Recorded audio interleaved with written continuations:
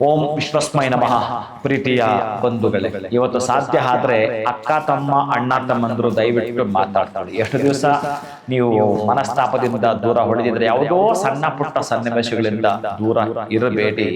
ಇವತ್ತು ಮುತ್ತಿನ ಮಾಲೆಯನ್ನ ಅಕ್ಕ ತಂಗರಿಗೆ ದಾನ ಮಾಡುವಂಥದ್ದು ಸಾಧ್ಯವಾದರೆ, ಕೊನೆ ಪಕ್ಷ ನೀವು ಅವರಿಗೆ ಒಂದಷ್ಟು ಬೇವು ಬೆಲ್ಲವನ್ನ ವ್ಯವಸ್ಥೆ ಮಾಡುವಂಥದ್ದು.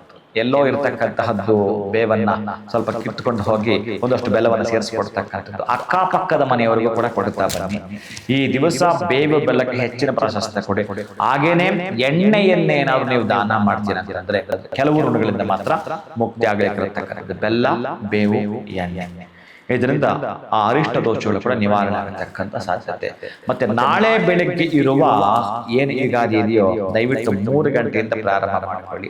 ಬಹುಶಃ 1 ವರ್ಷದಲ್ಲಿ ನಿಮ್ಮಲ್ಲೊಂದಷ್ಟು ಬದಲಾವಣೆ ಬೇಕು ಅಂತಂದ್ರೆ, ಒಂದು ಲೈಸೆನ್ಸ್ ನಾನು ಪಡೆದುಕೊಳ್ಬೇಕು ಅಂತಂದ್ರೆ, ಅದು ಪೂರ್ಣ ಆರೋಗ್ಯದ್ದು, ಪೂರ್ಣ ಆಯುಷ್ಯ, ಅದಕ್ಕಿಂತಲೂ ಪೂರ್ಣ ಐಶ್ವರ್ಯದ್ದು ನಾನೊಂದು ಲೈಸೆನ್ಸ್ ಪಡೆದುಕೊಳ್ಬೇಕು ಅಂತಂದ್ರೆ, ನಾಳೆ ನೀವು 4 ಗಂಟೆಗೋ ಅಥವಾ 5 ಗಂಟೆಗೆ ಎದ್ದು ಒಂದು 10 ನಿಮಿಷ ಕಾಲ ಎಣ್ಣೆ ದೇಹವೆಲ್ಲ ಕೂಡ ಎಣ್ಣೆ ಹಚ್ಕೊಳ್ಳುತ್ತಾ, ಯಾಕಂತಂದ್ರೆ ನೀವು ಎಂಥ ದಿನದಲ್ಲಿ ನೀವೇನೇನು ಮಾಡಿರ್ತೀರಿ ಗೊತ್ತಿಲ್ಲ. ಒಟ್ಟಾರೆಯಾಗಿ ಈ ದಿವಸ ಮಹಾಲಕ್ಷ್ಮಿ ಮತ್ತೆ ಗಂಗೆ ಹಡಕವಾಗಿರ್ತಕ್ಕಂಥ ದಿನಗಳಾದ್ದರಿಂದ ಅದಕ್ಕೊಂದಷ್ಟು ಪ್ರಾಶಸ್ತ್ಯ ಕೊಟ್ಟು, ಯಾವಾಗಲೂ ಮಧ್ಯಾಹ್ನ 9 ಗಂಟೆಗೋ 10 ಗಂಟೆಗೋ ಮೈಯೆಲ್ಲ ಎಣ್ಣೆ ತಿಕ್ಕಿಕೊಂಡು ಊರೆಲ್ಲ ತಿರುಗಾಡೋದಿದೆಯಲ್ಲ, ಅದು ಯಾವತ್ತೂ ಮಾಡಬೇಡಿ.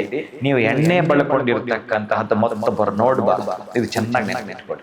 ನಿಮ್ಮ ಮನೆ ಸದಸ್ಯರೇ ನೋಡಬಾರ್ದು ಅಂದ್ರೆ ಅಪ್ಪಿತಪ್ಪಿ ಪರವಾಗಿಲ್ಲ, ಒಂದಷ್ಟು ಎಕ್ಸ್ಕ್ಯೂಸ್ ಇದೆ. ಅದಕ್ಕಾಗಿ ಒಂದು 10-20 ನಿಮಿಷ ಎಣ್ಣೆ ಹಚ್ಕೊಂಡು ಸ್ನಾನ ಮಾಡಿಕೊಂಡು ಆರಾಧನೆಗೆ ಪ್ರಾರಂಭ ಮಾಡಿಕೊಳ್ಳಿ. ಸೂರ್ಯನನ್ನ ಕುರಿತು ಆರಾಧನೆ ಮಾಡಿಕೊಳ್ಳಿ. ಇನ್ನು ಪಂಚಾಂಗ ಶ್ರವಣ ನೀವು ಕೇಳಿಸ್ಕೊಂಡಿರ್ತೀರಲ್ಲ, ಆ ರೀತಿಯಾಗಿ ಆಯಾಯ ಸೇವೆಗಳನ್ನ ಮಾಡ್ತಾ ಬನ್ನಿ. ಎಲ್ಲಿಯಾದ್ರೂ ನೀವಿರ್ತಕ್ಕಂತಹ ದೇಗುಲಗಳಲ್ಲಿ ಆ ಶ್ರವಣ ಮಾಡ್ತಾ ಕೇಳಿಸ್ಕೊಳ್ಳಿ. ಯಾಕಂದ್ರೆ ನಮಗೆ ಬಹಳ ಮುಖ್ಯವಾಗಿರುವಂತ ದಿನ.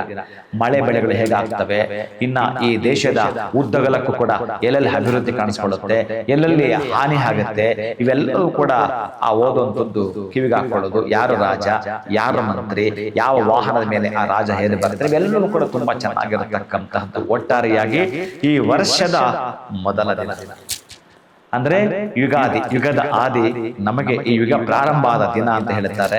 ಹಾಗಾಗಿ ಅಂತಹ ಯುಗಾದಿಯಂದು ನೀವೆಲ್ಲರೂ ಕೂಡ ಒಳ್ಳೆಯ ಮಾತನ್ನು ಆಡುತ್ತಾ ಈ ಕಷ್ಟ, ಸುಖ, ದುಃಖ, ದುಮ್ಮಾನ ಇವೆಲ್ಲವೂ ಕೂಡ ಸಮವಾಗಿ ತೆಗೆದುಕೊಳ್ಳೋ ಪ್ರಯತ್ನ ಮಾಡಿ. ಲಾಭ ಬಂದಾಗಷ್ಟು ಖುಷಿ ಇರುತ್ತೆ. ಒಮ್ಮೆ ನಿಧಾನ ಯೋಚನೆ ಮಾಡಿ, ಕಳ್ಕೊಂಡ್ರು ಕೂಡ ನೆನ್ನೆ ಮನೆ ನಾನು ಪಡ್ಕೊಂಡಿದ್ದೀನಲ್ಲ, ಇವತ್ತು ಯಾಕೆ ನಾನು ತುಂಬಾ ಕುಗ್ಗಬೇಕು ಅನ್ನೋದನ್ನ ತಲೆಗೆ ಹಾಕೊಳ್ಳಿ. ಟೆನ್ಷನ್ ತಗೋಬೇಡಿ. ಈ ಶುಗರ್ BP ಬರೋ ತರ ಯಾವುದೇ ಕಾರಣಕ್ಕೂ ಮಾಡ್ಕೊಳ್ಬೇಡಿ. ಖುಷಿಯನ್ನ, ಸಂತೋಷವನ್ನ ನೀವು ಹಂಚಿ ಅದೇ ಖುಷಿಯ ಸಂತೋಷವನ್ನ ಮತ್ತಷ್ಟು ನೀವು ಪಡೆದುಕೊಂಡೇ ತೀರ್ತೀರಿ. ಶುಭಂ ಭೂಯಾತ್.